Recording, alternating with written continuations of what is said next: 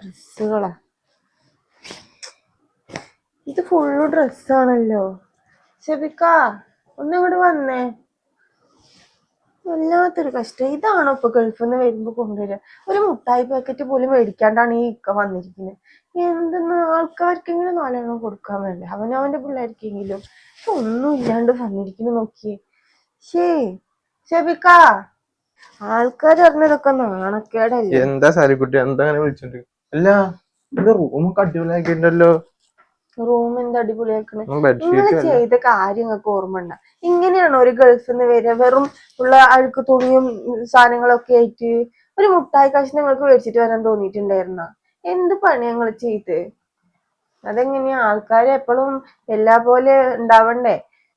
ആൾക്കാർ ഗൾഫിൽ നിന്ന് വരുന്നൊക്കെ കണ്ടിട്ടുണ്ട് നിങ്ങൾ ആദ്യം? എന്റെ വീട്ടിൽ നിന്നും വരും കൊറേ പേര്. നീ എന്താ സാരിക്കുട്ടി ഇങ്ങനെ പറയണത്?